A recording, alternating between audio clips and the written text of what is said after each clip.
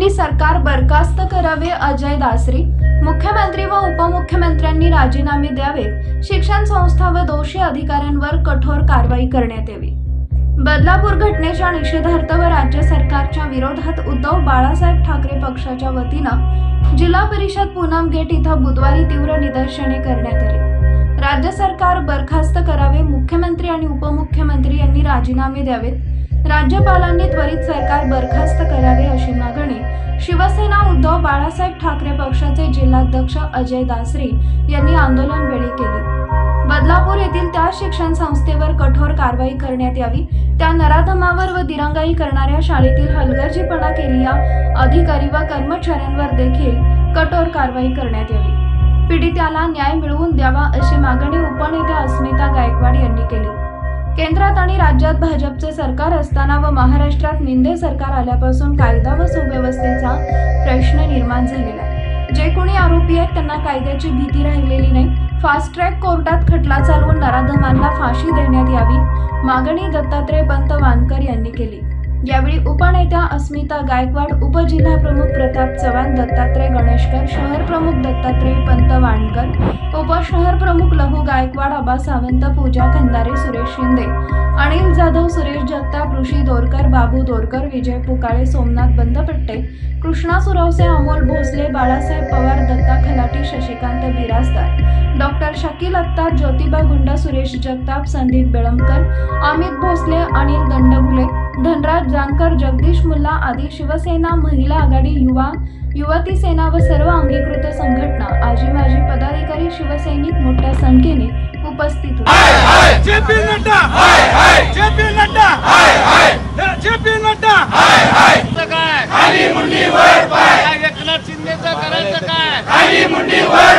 संपूर्ण महाराष्ट्रामध्ये गेले 2 दिवस ठाणे जिल्ह्यातील जो निंदनीय प्रकार घडलेला आहे, या प्रकाराच्या निषेधार्थ शिवसेना उद्धव बाळासाहेब ठाकरे पक्षाच्या वतीनं आम्ही निदर्शनं शिवसैनिक आम्ही करीत आहोत। या सरकारचा निषेध करत असताना जी पोलीस आणि पोलिसांची यंत्रणा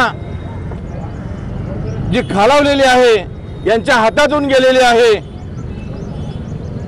आणि बदलापूरच्या स्टेशनमध्ये काल रेल्वे स्टेशनमध्ये निरपराध नागरिकांवर निदर्शनं करीत असताना जो लाठीमार झाला, त्या लाठीमाराच्या निषेधार्थ आम्ही या ठिकाणी जमलेलो आहोत।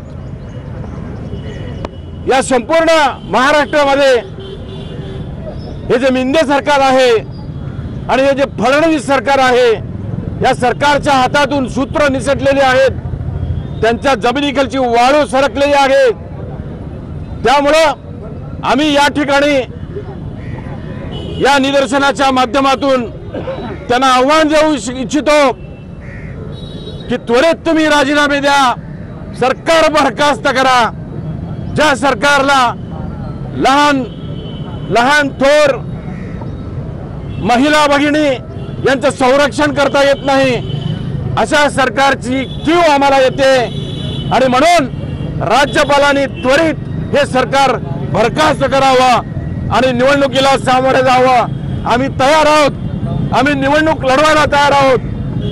जनता वाट बघते, अशा बलात्कारी लोकांना पाठीशी घालणाऱ्या शासकीय यंत्रणेला सुद्धा आम्ही आव्हान देऊ शकतो की 3 महिने 4 महिन्यानंतर आदरणीय उद्धवजी ठाकरे या महाराष्ट्राचे मुख्यमंत्री झाल्यानंतर या महाराष्ट्रामध्ये शांतता आणि सुव्यवस्था निर्माण होणार आहे आणि त्यासाठी आम्ही सर्वजण तयार आहोत।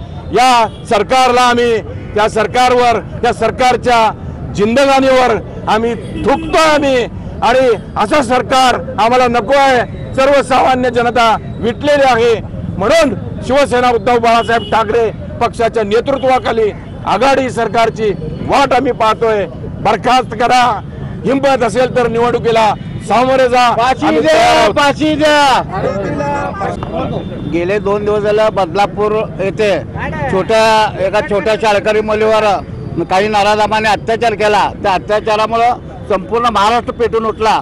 त्यामुळे उद्धव बाळासाहेब ठाकरे पक्षाच्या वतीने सोलापूर येथे आमचे जिल्हा प्रमुख दासरी सर यांच्या नेतृत्वाखाली आम्ही आंदोलन करत आहोत।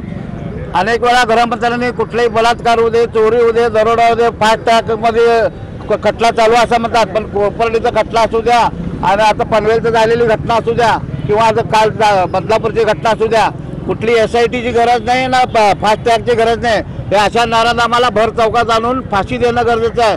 ज्या शिवसेना प्रमुख बाळासाहेब ठाकरेंनी पूर्वी सुद्धा म्हणलं होतं, जे बलात्कारी आहेत, दरोडेखोर आहेत, चोर आहेत, ह्या लोकांना जनतेसमोर भर जनतेसमोर फाशी देणं गरजेचं आहे। गृहमंत्री निष्क्रिय आहेत, मुख्यमंत्री निष्क्रिय आहे। कालच नागपूरमध्ये पोलीस स्टेशनमध्ये पोलीसच पत्ते घेताना दारू पिताना सापडलेले आहेत। त्यामुळं त्या फडणवीसला गृहमंत्री म्हणून राहायची लायकी नाही। त्यामुळे शिवसेनेच्या वतीनं आम्ही या सगळ्या गोष्टीचा